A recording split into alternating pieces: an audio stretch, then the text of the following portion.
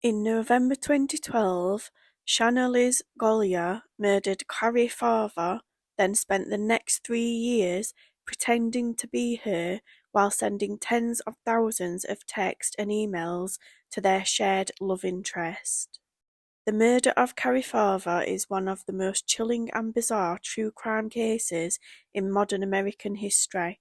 The 37-year-old woman from Iowa started a whirlwind romance with Dave Krupa of Omaha, Nebraska in October 2012, and 2 weeks later she vanished, never to be seen again. Dave Krupa, however, had nothing to do with her mysterious disappearance. Cari Farver was abducted and murdered by Shanna Liz Golyer, a woman Krupa had been casually dating before he met Farver. For the next 3 years, Liz Golyer posed as Farver, sending thousands of text messages and emails to Krupa and Farver's family members. She even sent threatening messages to herself so that Krupa wouldn't catch on to her act. Because the text and emails were coming from Cari Farver's accounts, it wasn't until 2015 that authorities really started looking into her disappearance. As they began investigating Golyer, they learned the entire ruse went much deeper than anyone could have ever imagined.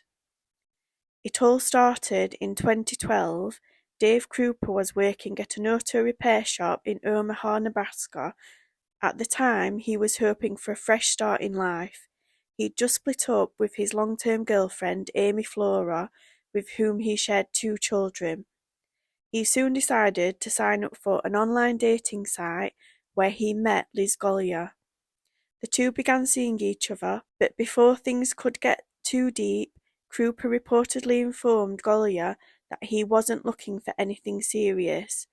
Golyer, a single mother, was happy with that arrangement, or so she claimed.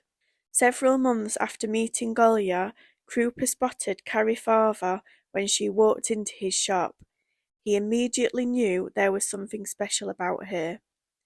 When we looked at each other, there was a little spark, Krupa later told ABC News.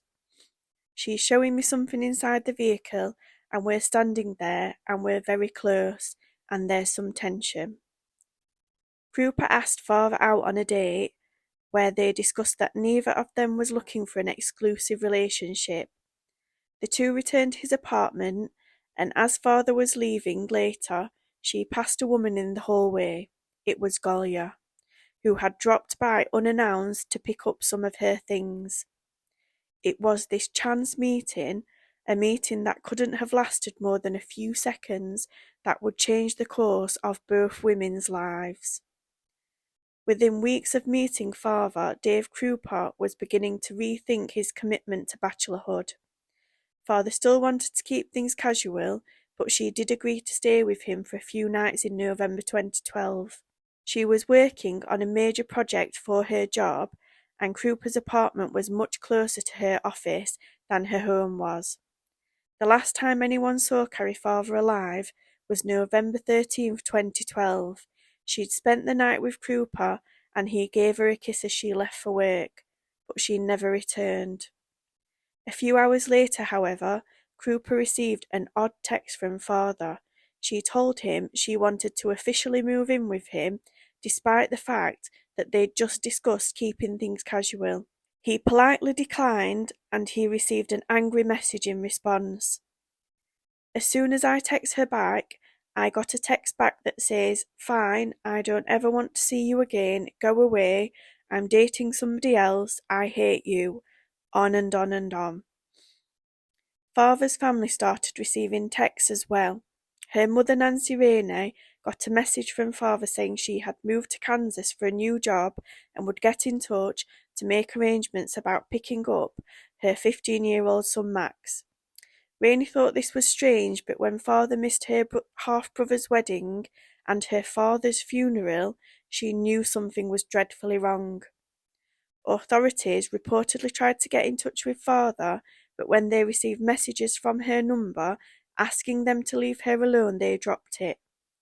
Rainey also told them that father had previously been diagnosed with bipolar disorder, so investigators assumed she'd stopped taking her medication and vanished of her own accord.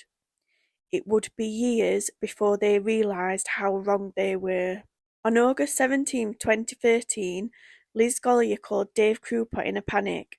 For months the two had bonded over the threatening messages they were both receiving from Cari Farver, but now things had seemingly escalated.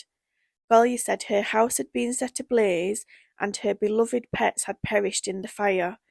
Cooper soon received a text from Farver's number that read, "I am not lying, I set that nasty WH's house on fire, I hope the WH and her kids die in it." Cooper also started receiving texts outlining exactly what he was doing or what he was wearing at the moment. Some of these messages would come in while he was in the same room as Gollier and could see that she wasn't using her phone at the time, so he had no reason to suspect she was behind them. When Cooper changed his phone number, the messages abated for a while. In February 2015, he moved to Council Bluffs, Iowa, and he stopped spending as much time with Gollier. It was around this time that detectives finally began digging deeper into Cari Farver's odd disappearance. In the spring of 2015, detectives Ryan Avis and Jim Doty of the Pottawatomie County Sheriff's Office in Council's Bluff started a full-blown investigation into Farver's whereabouts. They suspected she was dead, but they weren't sure when or how she'd died. Investigators had searched Cari Farver's abandoned car shortly after her disappearance, but when they checked it again more thoroughly in 2015, they found bloodstains beneath the fabric of the passenger seat. They downloaded the contents of Cooper's and Gollier's phones for their investigation, and digital forensics discovered something odd. Gollier's device showed evidence that she had photos of Farver's car, 20 to 30 fake email accounts, and an app that allowed her to schedule text messages to be sent at a future time. The detective zeroed in on Gollier, and when she suspected that they might be onto her, she told them that she thought Cooper's ex-girlfriend Amy Flora had killed Farver and had been the one harassing them all along. Shortly after that very conversation, Gollier called 911 from Big Lake Park in Council Bluffs, saying Flora had shot her in the leg. Unbeknownst to her, Flora had a solid alibi.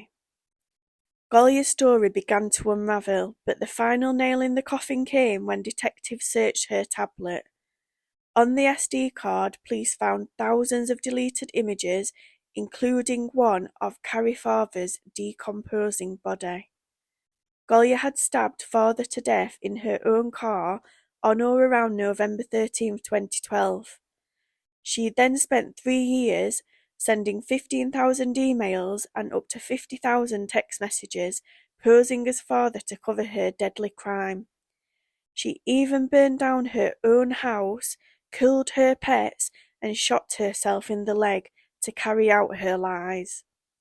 In 2017, Liz Gollier was convicted of first-degree murder and second-degree arson. She was sentenced to life in prison without the possibility of parole. Dave Cooper was left stunned how the investigation unfolded. He said of the ordeal, "I want Liz to go away and never do this to anybody again. Nancy Rayner and Cari's son were foremost in my mind. They're unfortunately the ones that have to live with the repercussions."